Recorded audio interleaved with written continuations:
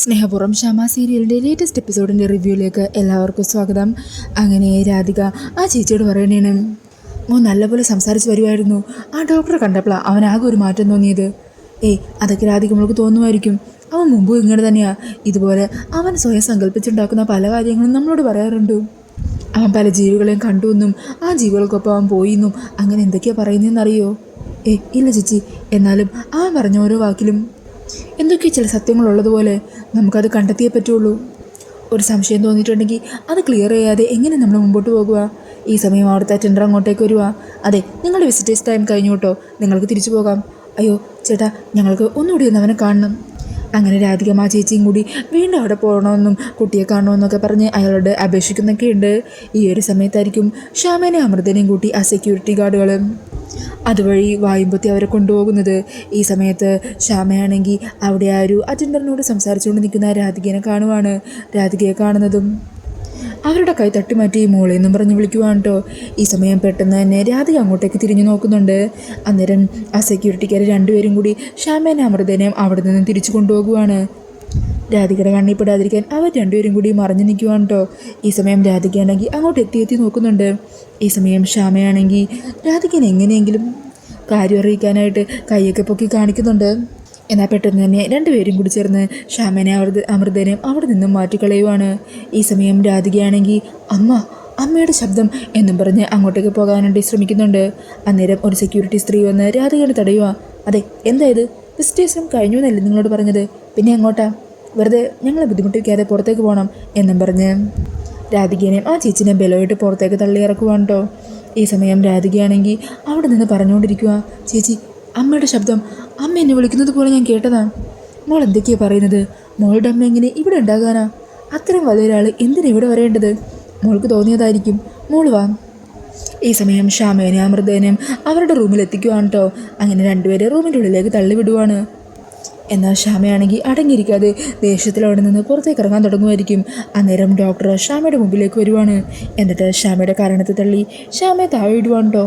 അതുകൊണ്ട് അമൃത ശ്യാമയുടെ അരികിൽ കൂടി വരുവാ. ഈ സമയം ഡോക്ടർ അവിടെയുള്ള നേഴ്സിനോട് ശ്യാമയ്ക്ക് ഇഞ്ചക്ഷൻ കൊടുക്കാൻ പറയുവാണ്. അങ്ങനെ ശ്യാമയാണെങ്കിൽ ഇഞ്ചക്ഷൻ വെക്കാൻ അവർ വരുന്നത് കാണുമ്പോൾ തന്നെ കരഞ്ഞ് പറയുവാണ്, വേണ്ട, എന്നെ ഒന്നും ചെയ്യരുത്, എനിക്ക് ഇഞ്ചക്ഷൻ വേണ്ട, എൻ്റെ മോള് എന്നൊക്കെ പറഞ്ഞ് കരഞ്ഞ് ബഹളം വെക്കുവാണ് കേട്ടോ. ഈ സമയം ആ നഴ്സുമാരാണെങ്കിൽ ബലം പ്രയോഗിച്ച് ശ്യാമയുടെ കയ്യിലേക്ക് ആ ഇഞ്ചക്ഷൻ മുഴുവൻ കുത്തി ഇറക്കുന്നുണ്ട്. അതിനുശേഷം അവരെല്ലാവരും അവിടെ നിന്നും പോകുവാണ്. അന്നേരം മരുന്ന് ശരീരത്തിനുള്ളിലേക്ക് കയറുന്നതോടെ ശ്യാമയുടെ നിയന്ത്രണം വിട്ടുപോകുവാണ്. തലയെല്ലാം പെരുത്ത് കയറുന്നത് പോലെ തോന്നുവാണ് കേട്ടോ ശ്യാമക്ക്. ഈ സമയം അമൃതയാണെങ്കിൽ ശ്യാമയെ മടിയിലെടുത്ത് ആശ്വസിപ്പിക്കുന്നുണ്ട്. പെട്ടെന്ന് തന്നെ ശ്യാമ ബോധം പറഞ്ഞ് അവിടെ വീണു പോകുവാണ്. അത് കണ്ട് സങ്കടപ്പെട്ടിരിക്കുവാണ് കേട്ടോ അമൃത. ഇതേ സമയം രാധികയും ആ ചേച്ചിയും കൂടി ആ ഹോസ്പിറ്റലിൻ്റെ പുറത്ത് നിന്ന് തന്നെ സംസാരിക്കുക.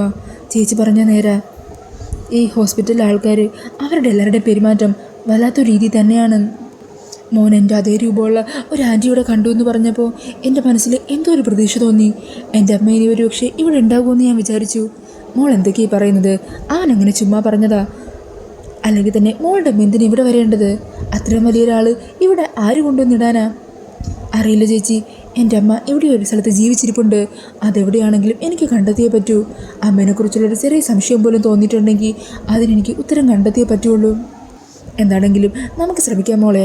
ഇപ്പോൾ തൽക്കാലം നമ്മൾ നേരിട്ട് ചെന്ന് അന്വേഷിച്ചാലുണ്ടല്ലോ ആകെ പ്രശ്നമാകും. ഇവിടുത്തെ ഡോക്ടർ മാത്രമല്ല, അയാളെ അനുസരിക്കുന്ന സ്റ്റാഫുകളും കുഴപ്പക്കാരാണ്. അവർ ചിലപ്പോൾ ആളുകളെ കൊല്ലാൻ പോലും മടിക്കില്ല. എന്താണെങ്കിലും ഇനിയും എനിക്ക് കുറച്ച് ദിവസം കഴിയുമ്പോൾ മോനെ കാണാൻ വരാമല്ലോ. അന്നേരം അവർ പറഞ്ഞ തുക മുഴുവൻ ഉണ്ടാക്കാൻ പറ്റിയില്ലെങ്കിലും പറ്റുന്നത് ഞാൻ ഉണ്ടാക്കി കൊണ്ടുവരും. ശരിയാ ചേച്ചി, ഞാനും ചേച്ചിയെ ആ വേണ്ട പോലെ തന്നെ സഹായിക്കാം. നമുക്ക് എത്രയും പെട്ടെന്ന് തന്നെ വിച്ചുമോൻ ഇവിടെ നിന്ന് രക്ഷിക്കണം. അവനിനി ഇവിടെ അധികം നാൾ നിർത്തുന്നത് ശരിയല്ല. ഇവിടെ നിന്ന് കൂട്ടിക്കൊണ്ടുവന്നാലും ഇനി മുതൽ വിച്ചുമോനെ ചേച്ചിയുടെ ഒപ്പം തന്നെ നിർത്തിയാൽ മതി. നമുക്ക് എല്ലാവർക്കും കൂടി അവൻ്റെ അസുഖം മാറ്റിയെടുക്കാനേ. അടുത്ത തവണ വരുമ്പോൾ വരുണ്ണയും കൂടി നമുക്ക് കൂടെ കൂട്ടാം. എന്നിട്ട് എങ്ങനെയും വിച്ചുവിന് ഇവിടെ നിന്ന് നമുക്ക് രക്ഷിച്ചുകൊണ്ട് പോകണം. ശരി രാധിക മോളെ, മോള് കൂടി കൂടെ ഉണ്ടെങ്കിൽ എനിക്കൊരു ധൈര്യം തന്നെയാണ്. എന്നാൽ പിന്നെ നമുക്കിവിടെ നിന്ന് ഇറങ്ങാം മോളെ. ഇറങ്ങാം എന്നാ. ഇനിയിപ്പോൾ അവിടെ തിരിച്ചെത്തിയിട്ട് ഫുഡൊക്കെ സപ്ലൈ ചെയ്യാനുള്ളതല്ലേ, വേഗം വാ. അങ്ങനെ പറഞ്ഞ് രാധികയും ആ ചേച്ചിയും കൂടി അവിടെ നിന്നും പോകുവാണ്. അങ്ങനെ അവർ പോകുന്നതെല്ലാം ജനലിൽ കൂടി നോക്കിക്കൊണ്ട് നിൽക്കുവാണ്ടോ ആ ഡോക്ടർ. പിന്നീട് കാണിക്കുന്നത് ഔട്ട് ഹൗസിൽ തറയിലിരിക്കുന്ന ഉർവശിനെയാണ്. നിലത്ത് വീണിട്ട് എഴുന്നേക്കാൻ പോലും പറ്റാതെ ആകെ വയ്യാതെ കരഞ്ഞിരിക്കുവാണ് കേട്ടോ ഉർവശി. ഈ സമയത്തായിരിക്കും ഉർവശിക്ക് കഴിക്കാനുള്ള ഭക്ഷണവും വെള്ളമൊക്കെ ആയിട്ട് പത്മിനി അങ്ങോട്ടേക്ക് എത്തുന്നത്. അങ്ങനെ തറയിലിരിക്കുന്ന ഉർവശിനെ കണ്ടിട്ട് പത്മിനി വേഗം തന്നെ അകത്തേക്ക് ഓടി ചെല്ലുക. എന്താ പറ്റിയത്? എന്താ ഉർവശി നീ തറയിരിക്കുന്നത്? അതുവിനേട്ടത്തി, കട്ടിലിൽ നിന്ന് ഞാൻ താഴെ വീണു. എത്ര ശ്രമിച്ചിട്ടും ഇവിടെ നിന്ന് എണീക്കാൻ പറ്റുന്നില്ല. അങ്ങനെ പത്മിനി ഉർവശിനെ പിടിച്ച് എഴുന്നേപ്പിച്ച് കട്ടിലിരുത്തുക. ഏട്ടത്തി, എനിക്ക് കുറച്ച് വെള്ളം തരുമോ? അങ്ങനെ വെള്ളമൊക്കെ എടുത്ത് കൊടുക്കുന്നുണ്ട്. ഞാൻ കരുതിയത് ഇനി എന്നെ ആരും തിരിഞ്ഞു നോക്കില്ലെന്നാ. ആരും തിരിഞ്ഞു നോക്കാനില്ലാതെ പട്ടിയെപ്പോലെ ഇവിടെ കിടന്ന് ചത്തുപോകുമെന്നാണ് ഞാൻ കരുതിയത്. ഈ സമയം പത്മിനി പറയണേ, നീ എന്നോടും എൻ്റെ മക്കളോടും എൻ്റെ കുടുംബത്തോടും ചെയ്ത ദ്രോഹത്തിന് നിന്നോട് അങ്ങനെ തന്നെയല്ലേ ചെയ്യേണ്ടത്? പക്ഷെ ഒരാൾ അസുഖം വന്ന് ഇത്രയും മോശമായിട്ടുള്ളൊരവസ്ഥയിൽ കിടക്കുമ്പോൾ അത് കണ്ട് അയാൾക്ക് നേരെ മുഖം തിരിക്കാനും അയാളെ പട്ടിണിക്കിട്ട് കൊല്ലാനൊന്നും മാത്രം ഞങ്ങൾ അതപ്പതിച്ച് പോയിട്ടില്ല. അതുകൊണ്ടാണ് നിനക്കുള്ള ഭക്ഷണമായിട്ട് ഞാൻ വന്നത്. ഇതാ, ഈ ഭക്ഷണം എടുത്ത് കഴിക്കുന്നീ. അങ്ങനെ ഭക്ഷണം കാണുന്നതും ആർത്തിയോടെ അതെല്ലാം വാരി വലിച്ച് കഴിക്കുവാണ്ട് ഉർവശി. ഈ സമയം പത്മിനി പറയുന്നുണ്ട്, ഉർവശി, നീ ഇപ്പോൾ ഇവിടുത്തെ സമ്പത്തെല്ലാം നേടിയെടുത്തതിന് ശേഷം വല്ലാതെ അഹങ്കരിച്ചിരുന്നല്ലോ. അഹങ്കാരത്തിൽ നിന്റെ കണ്ണ് മഞ്ഞളിച്ചിരുന്നു. ആ സമയം നീ ചെയ്തു കൂട്ടിയ ദ്രോഹങ്ങൾ എന്തൊക്കെയാണെന്ന് നിനക്ക് ഓർമ്മയുണ്ടോ? നിനക്ക് ഈ സ്വത്തുക്കളെല്ലാം വെട്ടിപ്പിടിച്ചു തന്ന ഭർത്താവിനെ മോനെയും കണ്ടിട്ടില്ലേ നീ ഇത്രയും നാൾ ഈ അഹങ്കാരങ്ങളെല്ലാം കാണിച്ചു തന്നുകൊണ്ടിരുന്നത്? ഇപ്പം നീ എന്നിട്ട് ആലോചിച്ച് നോക്ക്, നിനക്ക് എന്താ അവസാനം കിട്ടിയതെന്ന്. ആരാ നിന്നെ ചതിച്ചതെന്ന് ഓർത്തു നോക്ക്. ഞാൻ ഈ ഭക്ഷണം വെള്ളവും ഒക്കെ ആയിട്ട് വന്നത് നിന്റെ സ്നേഹം പിടിച്ചു വരാനോ പ്രീതി നേടിയെടുക്കാനോ ഒന്നും വേണ്ടിയല്ല. ഒരു മാനുഷിക പരിഗണന അത് മാത്രം വെച്ചാണ് ഞാൻ വന്നത്. നീ നിൻ്റെ മനസാക്ഷിയോട് തന്നെ ചോദിച്ചു നോക്ക്, നീ ചെയ്തതിൽ എന്തെങ്കിലും ശരിയായിട്ടുള്ള കാര്യം ഉണ്ടായിരുന്നോ എന്ന്. നീ ചെയ്തു കൂട്ടിയ ദ്രോഹങ്ങൾക്കൊക്കെ ഇപ്പം നിനക്ക് എന്താ തിരിച്ച് കിട്ടിക്കൊണ്ടിരിക്കുന്നതെന്ന് നീ ഒന്ന് ഓർത്ത് നോക്ക്. എനിക്ക് അവിടെ കുറച്ച് പണിയുണ്ട്. അങ്ങനെ പറഞ്ഞ പത്മിനി അവിടെ നിന്നും പോകുവാണ്. ഈ സമയം ഉർവശിയാണെങ്കിൽ സങ്കടത്തോടെ താൻ ചെയ്തു കൂട്ടിയ തെറ്റുകളെക്കുറിച്ചൊക്കെ ആലോചിക്കുവാണ് കേട്ടോ. പിന്നീട് കാണിക്കുന്നത് ആറ്റുവശ്ശേരിയിലേക്ക് തിരിച്ചെത്തുന്ന രാധികേനെയും ആ ചേച്ചീനെയുമാണ്. അന്നേരം രാധിക പറയുന്നുണ്ട്, ചേച്ചി, അവിടെ നടന്ന കാര്യങ്ങളൊന്നും തൽക്കാലം ഇപ്പോൾ വരുണിനോട് പറയണ്ട. എന്താണെങ്കിലും ഫുഡ് കൊടുക്കാനുണ്ടല്ലോ, അത് കൊടുത്തു കഴിഞ്ഞ് തിരിച്ചു വരുമ്പോൾ ഞാൻ തന്നെ എല്ലാ കാര്യങ്ങളും ഡീറ്റെയിൽ ആയിട്ട് പറഞ്ഞോളാം. ശരി മോളെ. അല്ല, ഇനിയിപ്പോൾ സാധനങ്ങളെല്ലാം എടുത്ത് അറേഞ്ച് ചെയ്ത് വെക്കണ്ടേ? എന്നിട്ട് വേണ്ട അതൊക്കെ കൊണ്ടുപോയി കൊടുക്കാൻ. ആ വേണം, വേഗം വാ. അങ്ങനെ പറഞ്ഞ് അവരവിടെ എത്തുമ്പോഴേക്കും സ്കൂട്ടറിൽ രാധികയ്ക്ക് പോകാനുള്ള എല്ലാ സാധനങ്ങളും റെഡിയാക്കി വെച്ചിരിക്കുവാണ് കേട്ടോ. ഇത് കണ്ടിട്ട് രാധിക അമ്പരന്നിക്കണേ, ഇതൊക്കെ ആരാ എല്ലായിടത്ത് വെച്ചത്? അന്നേരം വരണാണെങ്കിൽ അടുത്ത സഞ്ചിയുമായിട്ട് വരുവാ. പിന്നാലെ യശോദയം മുത്തശ്ശിയൊക്കെ ഉണ്ട് കേട്ടോ. അന്നേരം രാധിക ചോദിക്കണേ, ഓ അത് ശരി, അപ്പോൾ ഞാൻ പോയതൊക്കത്തിന് എല്ലാ സാധനങ്ങളും ഒരുക്കി വെച്ചു അല്ലേ? അല്ലാതെ പിന്നെ താൻ തിരിച്ചു വന്ന് അതെല്ലാം ഒറ്റയ്ക്കിനി ഓടിപ്പാഞ്ഞ് ചെയ്യണ്ടേ? അതിനുള്ള സമയമൊന്നുമില്ലല്ലോ. ദേ രാധിക മോളെ, ഇതിൻ്റെ എല്ലാത്തിനും പിന്നിൽ ഉള്ള ആളെ ദേ എൻ്റെ ബാക്കിൽ തന്നെ നിൽക്കുന്നുണ്ട്. ഓ അത് ശരി, അപ്പോൾ ഇതെല്ലാം മുത്തശ്ശിയുടെ പണിയായിരുന്നല്ലേ? മുത്തശ്ശി, ഡോക്ടർ എന്താ പറഞ്ഞിട്ടുള്ളത്? റെസ്റ്റ് എടുക്കണം എന്നല്ലേ? മുത്തശ്ശിയുടെ അസുഖം പൂർണ്ണമായിട്ട് മാറിയോ? ഇങ്ങനെ ജോലിയൊന്നും എടുക്കരുതെന്ന് ഡോക്ടർ പറഞ്ഞതല്ലേ? അയ്യോടി, അങ്ങനെ പറഞ്ഞിട്ട് ഡോക്ടർ എന്താ പണിയൊന്നും എടുക്കുന്നില്ലേ? ഡോക്ടർ പറഞ്ഞതേ ഒരു സാധനം അങ്ങോട്ടോ ഇങ്ങോട്ടോ നീക്കി വെക്കരുതെന്നൊന്നുമല്ല, കഠിനമായ ജോലികൾ ചെയ്യരുത്, അത്രേ ഉള്ളൂ. ഇതെങ്കിലും ഞാൻ ചെയ്തോട്ടെ, എനിക്കതിൽ ഒരു കുഴപ്പം വരാൻ പോകുന്നില്ല. ഓ അല്ലെങ്കിലും മുത്തശ്ശിയോട് തർക്കിച്ച് നിൽക്കാൻ ആർക്കും പറ്റില്ലല്ലോ. അന്നേരം വരട് പറയണേ, എടോ രാധികെ, താൻ കുറച്ചുകൂടി ലേറ്റ് ആയിരുന്നെങ്കിലുണ്ടല്ലോ ഇതെല്ലാം കൊണ്ട് ഞാൻ തന്നെ ഇറങ്ങിയേനെ. ആഹാ, എന്നിട്ട് ഇറങ്ങിയിട്ട് എങ്ങോട്ട് പോകാനാ? അത് പിന്നെ ഇറങ്ങിക്കഴിഞ്ഞ് തന്നെ ഫോണിൽ വിളിച്ചു കഴിഞ്ഞാൽ പിന്നെ താൻ പറഞ്ഞു തരില്ലേ? ആ റൂട്ടിലൂടെ പോയി ഞാൻ എല്ലാവർക്കും കൊടുക്കേണ്ടതുപോലെ കൊടുത്തോളാം. ആ എന്നിട്ട് വേണം ഇന്നൊരു ദിവസം പോയി എന്ന് പറഞ്ഞ് എല്ലാ ദിവസവും ഇതുപോലെ ഇറങ്ങാൻ. അതിനെ ഭഗവാൻ കൃഷ്ണൻ പോലും സമ്മതിക്കില്ല. അതുകൊണ്ടല്ലേ കൃത്യസമയത്ത് തന്നെ എന്നെ ഇവിടെ എത്തിച്ചത്. എന്നാൽ പിന്നെ സമയം വൈകിക്കേണ്ട, മോൾ ഇറങ്ങിക്കോ എന്ന് പറയുവാണ്ട് യശോദ. ഈ സമയം രാധിക നേരെ മുത്തശ്ശിയുടെ അരികിലേക്ക് ചെല്ലുക. മുത്തശ്ശി, എന്താ എൻ്റെ കൂടെ പോരുന്നുണ്ടോ? അതിന് നീ എന്നെ കൊണ്ടുപോകുമോ? മുത്തശ്ശിയുടെ അസുഖമൊക്കെ പൂർണ്ണമായിട്ട് മാറട്ടെ, അപ്പം ആലോചിക്കാം. എന്നാൽ ഇറങ്ങട്ടെ അമ്മ. അന്നേരം വരൺ ചോദിക്കുന്നുണ്ട്, അല്ല ഹോസ്പിറ്റലിൽ പോയിട്ട് എന്തായി? കാര്യങ്ങളെല്ലാം ഓക്കെ അല്ലേ? മോനെ കാണാൻ പറ്റിയില്ലേ? അതൊക്കെ പറ്റി ചില കാര്യങ്ങളൊക്കെ പറയാനുണ്ട്, അത് വന്നിട്ട് ഡീറ്റെയിൽ ആയിട്ട് തന്നെ പറയാം. എന്താടോ, എന്തെങ്കിലും പ്രശ്നമുണ്ടോ? ഞാൻ പറഞ്ഞില്ലേ കുറച്ച് കാര്യങ്ങൾ പറയാനുണ്ട്, വരുമ്പോൾ ഞാൻ എല്ലാം വിശദമായിട്ട് പറഞ്ഞേ പറയാം. എന്നാൽ ഇപ്പം ഇറങ്ങട്ടെ, സമയമില്ല. അങ്ങനെ പറഞ്ഞ് രാധിക വേഗം തന്നെ വണ്ടിയും എടുത്ത് അവിടെ നിന്നും പോകുവാണ്. അന്നേരം വരണ ചേച്ചിയോട് ചോദിക്കണേ, ചേച്ചി അവിടെ എന്തെങ്കിലും പ്രശ്നമോ മറ്റോ ഉണ്ടായോ? ഇല്ല വരുൺ. പിന്നീട് കാണിക്കുന്നത് കണിമംഗലമാണ്. ഗൗതം അങ്ങനെ ഇപ്പോഴും കയ്യെ കൊടിഞ്ഞിട്ട് പൂർണ്ണമായിട്ട് മാറിയിട്ടൊന്നുമില്ല കേട്ടോ. അങ്ങനെ റൂമിൽ തന്നെ ഇരിക്കുമായിരിക്കും. അന്നേരം ഒരിക്കും ഉർവശി ആരുടെ കണ്ണിപ്പെടാതെ റൂമിൽ ഗൗതത്തിൻ്റെ അരികിലേക്ക് ചെല്ലുന്നത്. അങ്ങനെ അമ്മയുടെ അവസ്ഥയൊക്കെ കാണുന്നതും ഗൗതത്തിന് വല്ലാതെ സങ്കടം തോന്നുക. അമ്മേ, എന്താ ഇതൊക്കെ? മോനെ, എനിക്ക് വയ്യടാ. ശരീരം ആകെ വേദനയാണ്. എന്നാലും എൻ്റെ മോൻ്റെ ഈ അവസ്ഥയിൽ നിൻ്റെ അടുത്ത് വന്നിരുന്ന് നിന്നെ ശുശ്രൂഷിക്കാനോ നോക്കാനോ ഒന്നും പറ്റാത്ത അവസ്ഥയിലായി പോയില്ലേടാ അമ്മ. അമ്മക്ക് വീടിനകത്തേക്ക് കയറാൻ പോലും വിലക്കാണ്. നിൻ്റെ അച്ഛൻ്റെയും സാറാമ്മേടത്തിൻ്റെയും മഹാവ്യാധിയല്ലേ അമ്മക്ക് വന്നിരിക്കുന്നത്. ഇപ്പം തന്നെ ഞാൻ എല്ലാവരുടെയും കണ്ണ് വെട്ടിച്ച അകത്തേക്ക് കയറിയത്. നിൻ്റെ അച്ഛൻ അമ്മയോട് കാണിക്കുന്ന ദ്രോഹമൊക്കെ നീ കാണുന്നില്ലേ? ചന്ദ്രേട്ടൻ്റെ സ്വഭാവം രീതികളും ഒക്കെ വല്ലാണ്ട് മാറിപ്പോയി. ഞാനും കാണുന്നുണ്ട് അമ്മേ. എന്ത് ചെയ്യാനാ? അച്ഛൻ പറയുന്നതല്ലാതെ എനിക്കെന്തെങ്കിലും ചെയ്യാൻ പറ്റുമോ? എല്ലാത്തിനും കാരണം ആ സാറയാ.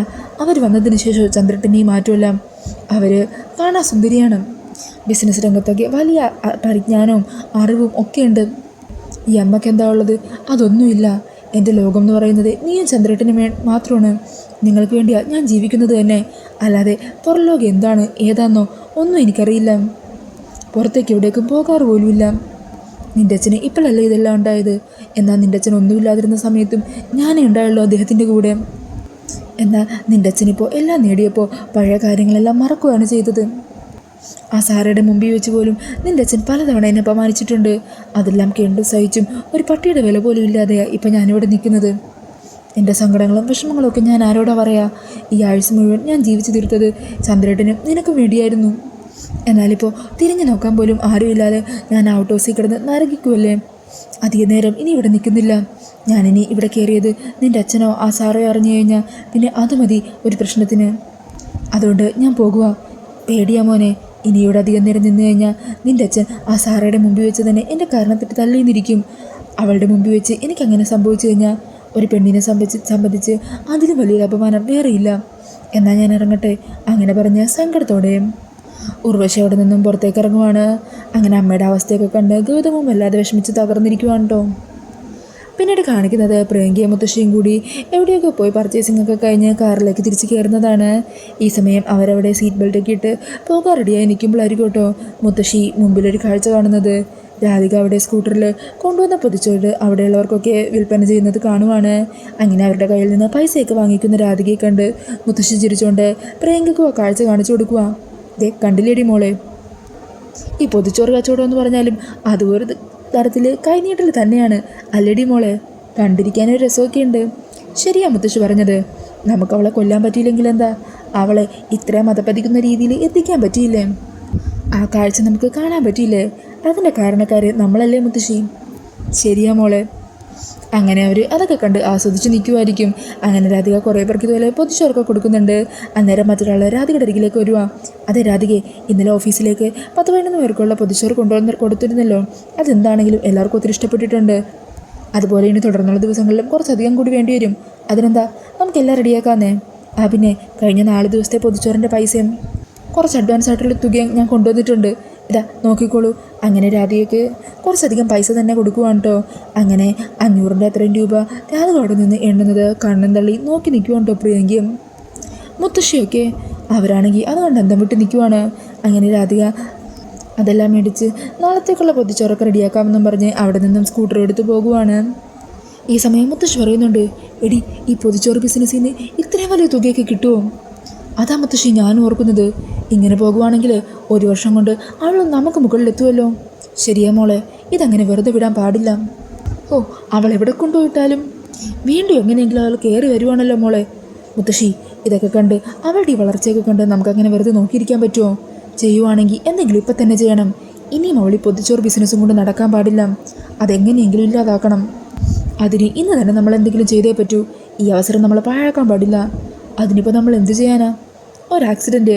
അങ്ങനെ പറഞ്ഞു നിൽക്കുന്ന പ്രിയങ്കേനെ കാണിച്ചുകൊണ്ടാണ് എപ്പിസോഡ് തീരുന്നത്.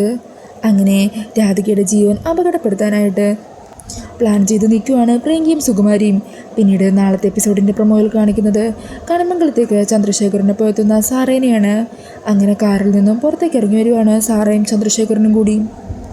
ഈ സമയം ചന്ദ്രശേഖരനും സാറയും കൂടി പുറത്തു നിന്ന് സംസാരിക്കുന്ന ആ കാഴ്ചയൊക്കെ കണ്ട കാലുതുള്ളിൽ നിൽക്കുമായിരിക്കോട്ടോ ഉർവശി. ഈ സമയം ചന്ദ്രശേഖർ പറയുന്നുണ്ട്, ഞാനിപ്പോൾ സാറയോട് പറഞ്ഞ ഈ കഥ മുമ്പൊരിക്കൽ ഞാൻ ഉർവശിയോടും പറഞ്ഞിട്ടുണ്ട്.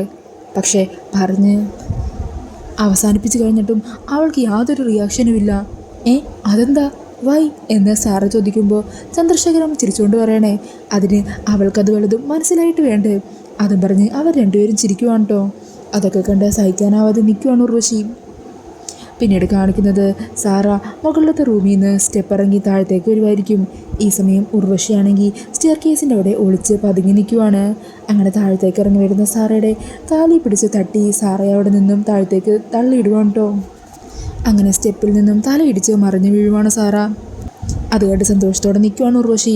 പിന്നീട് കാണിക്കുന്നത് ഹോസ്പിറ്റലിൽ ബോധമില്ലാതെ കിടക്കുന്ന ശ്യാമേനെയാണ്. അങ്ങനെ ശ്യാമയുടെ അരികിൽ തന്നെ അമൃതയും ടെൻഷനിലിരിക്കുന്നുണ്ട്. അന്നേരം ഡോക്ടർ വീണ്ടും ശ്യാമയുടെ അരികിലേക്ക് പോകുന്നുണ്ട്. അപ്പോൾ ഇതൊക്കെയാണ് പ്രമോയിൽ കാണിക്കുന്നത്. ഈ ഒരു റിവ്യൂ ഇഷ്ടമായിട്ടുണ്ടെങ്കിൽ മറക്കാതെ വീഡിയോ ഒന്ന് ലൈക്ക് ചെയ്യണേ.